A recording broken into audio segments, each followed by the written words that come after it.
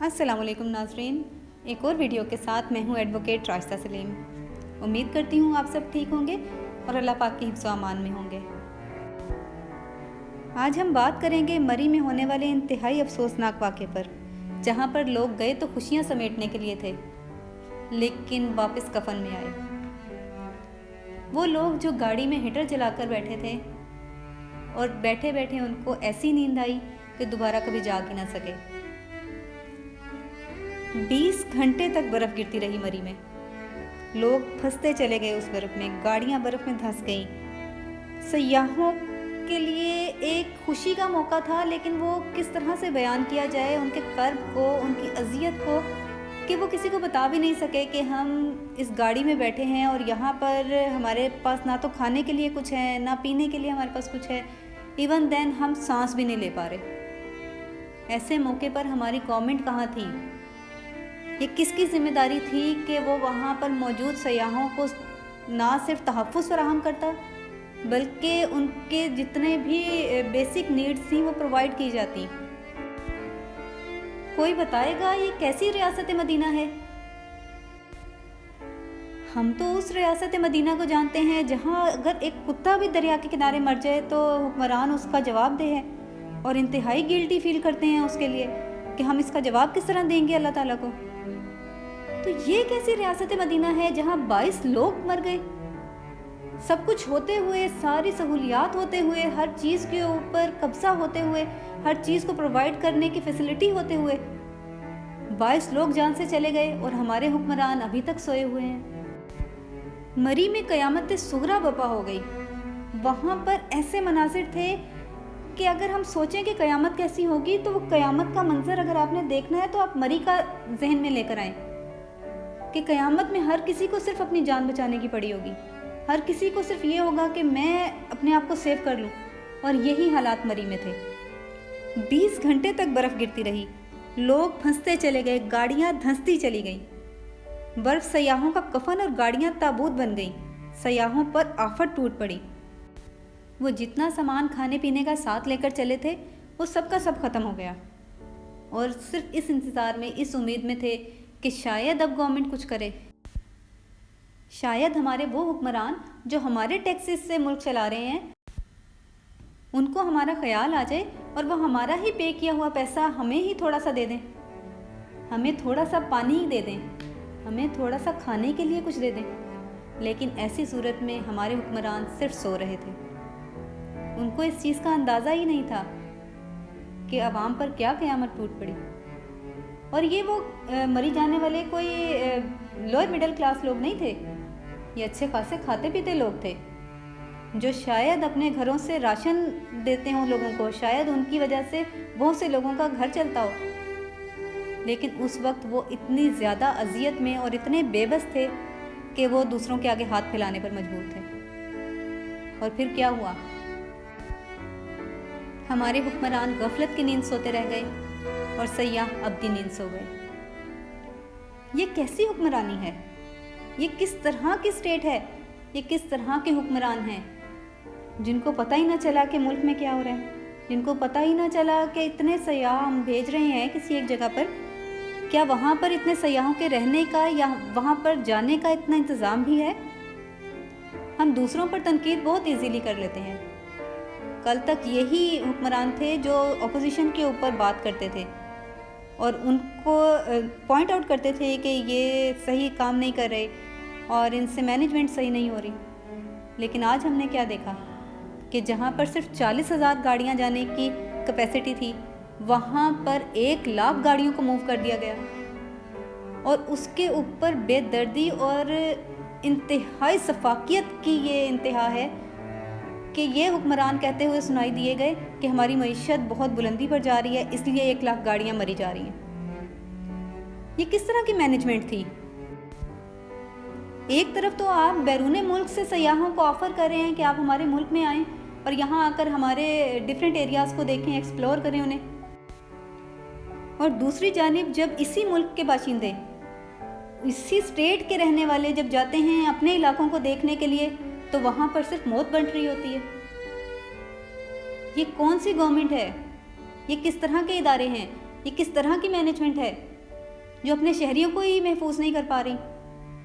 اور اس کے اوپر ہمارے فواد چودھری صاحب جو ہیں وہ ایک سٹیٹمنٹ دے رہے ہیں جو انتہائی غصہ دلانے والی ہے کہ ٹورزم کو سپورٹ کرنے کا مطلب یہ نہیں ہے کہ آپ سارے کے سارے منہ اٹھا کے چلے جائیں. What the hell. کسی پڑھے لکھے انسان کو یہ سٹیٹمنٹ اس موقع پر دینا سوٹ کرتا ہے؟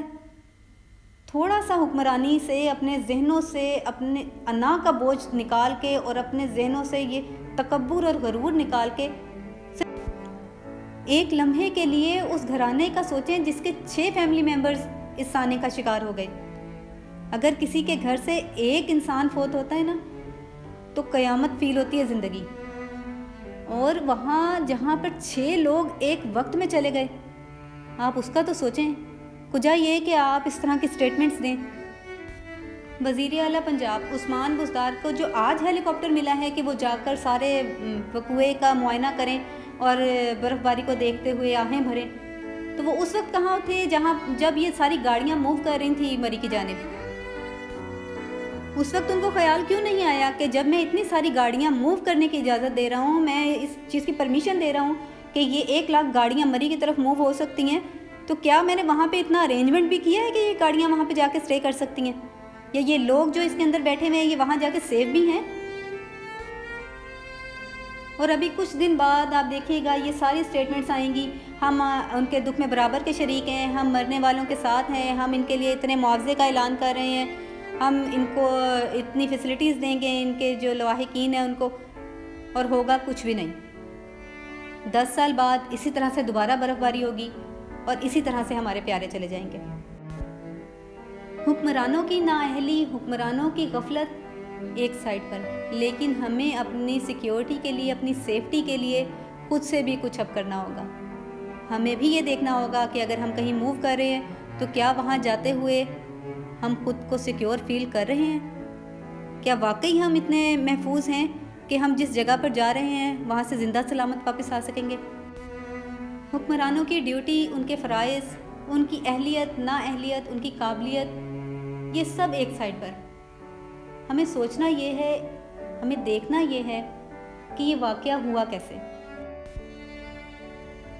ہر کوئی ایک دوسرے سے صرف یہ سوال کر رہا ہے کہ یہ ہوا کیسے کہ گاڑی میں لوگ بیٹھے ہوئے ہیں جو کہ اپنی طرف سے محفوظ ہیں, کیونکہ وہ بند گاڑی میں بیٹھے ہیں نا, اپنی گاڑی میں بیٹھے ہوئے ہیں, باہر برف باری ہو رہی ہے, اندر انہوں نے ہیٹر آن کیا ہوا ہے تاکہ باڈی کا ٹیمپریچر جو ہے وہ نارمل رہے. تو پھر ایک دم ایسا کیا ہوتا ہے کہ بیٹھے بیٹھے ہی ڈیتھ واقع ہو جاتی ہے. ایکچولی ہوتا یہ ہے کہ جب ایک کار چلتی ہے اور چاروں طرف سے دھوئیں والے پائپ جو ہوتے ہیں وہ برف سے ڈھک جاتے ہیں, یعنی انجن اس کا سٹارٹ ہوتا ہے اور جو سٹارٹ ہونے کی وجہ سے اس کے جو پائپس ہوتے ہیں گاڑی کے, جب گاڑی سٹارٹ ہوتی ہے اور برف باری اوپر سے ہو رہی ہو تو وہ پائپس جو ہوتے ہیں گاڑی کے وہ چاروں طرف سے برف سے ڈھک جاتے ہیں, جس کی وجہ سے دھواں کریٹ ہونا شروع ہو جاتا ہے. اور کار میں کاربن مونوآکسائڈ کی نشاندہی کرنے والے جو ڈیٹیکٹر رکھ دیے جاتے ہیں وہ 24 سیکنڈز کے اندر الارم بجانا شروع کر دیتے ہیں. یعنی یہ گیس اتنی سپیڈی جو ہے وہ کریٹ ہوتی ہے, اور ان 24 سیکنڈز کے الارم کے بجنے کے بعد جو کام ہوتا ہے وہ یہ ہوتا ہے کہ وہ 90 ppm لیول جو ہے وہ اس لیول تک پہنچ جاتا ہے. مطلب دھواں اتنا زیادہ ہو جاتا ہے کہ انسان کا سانس لینا بھی مشکل ہو جاتا ہے, اور یہ صرف منٹوں میں ہوتا ہے. اس کے لیے کوئی آدھا گھنٹہ, پونا گھنٹہ یا گھنٹہ نہیں چاہیے ہوتا, یہ منٹوں سیکنڈوں کی گیم ہے کہ اتنی جلدی یہ سارا دھواں کریٹ ہوتا ہے اور وہ انسان کو بے ہوش کر دیتا ہے. اور پھر جیسے ہی یہ دھواں کریٹ ہوتا ہے, کیونکہ آکسیجن لیول بہت کم ہو جاتا ہے دھوئیں کی وجہ سے. ویسے بھی نارملی آپ دیکھیں اگر ہم نے کبھی گھر میں آگ جلائی ہو اور اس آگ سے دھواں جب نکلتا ہے تو ہمیں سانس لینے میں مشکل ہوتی ہے, ہمیں کھانسی آنا شروع ہوتی ہے, ہم سانس لینے کے لیے منہ پر کرتے ہیں یا ہم زور زور سے سانس لینے کی کوشش کرتے ہیں. وہ اس لیے کہ زندہ رہنے کے لیے ہمیں آکسیجن کی ضرورت ہے, اور ہم آکسیجن جب تک انٹیک نہیں کریں گے اس وقت تک ہم سانس نہیں لے پائیں گے, ہم زندہ نہیں رہ سکیں گے. تو آکسیجن ہمارے لیے بہت ضروری ہے. اور جب یہ جو گیس ہے کاربن مونوآکسائڈ یہ جب کریٹ ہوتی ہے وہ بالکل اسی دھوئیں سے کریٹ ہوتی ہے, اور اس میں آکسیجن کی مقدار بہت سپیڈی کم ہو جاتی ہے, جس کی وجہ سے انسان سیکنڈز میں بے ہوش ہو جاتا ہے.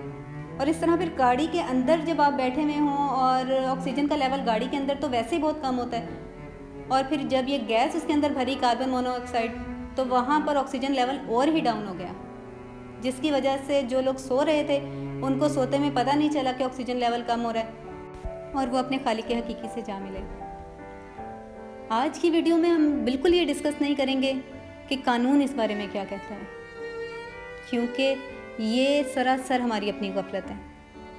غفلت اس سینس میں کہ ہم نے ایسے حکمرانوں کو سلیکٹ کیا جو ہماری حفاظت نہیں کر سکتے تھے۔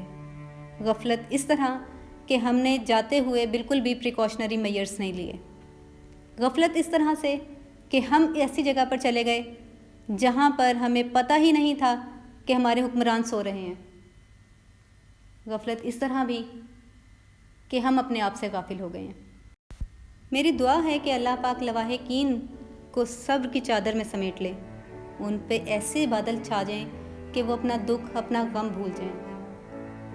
یا اللہ، ان لوگوں کو جو اس سانحے کا شکار ہو گئے اور ہم سے دور ہو گئے، اپنے پیاروں کو روتا چھوڑ گئے، ان سب کو کروٹ کروٹ جنت نصیب کرنا۔ آمین ثم آمین۔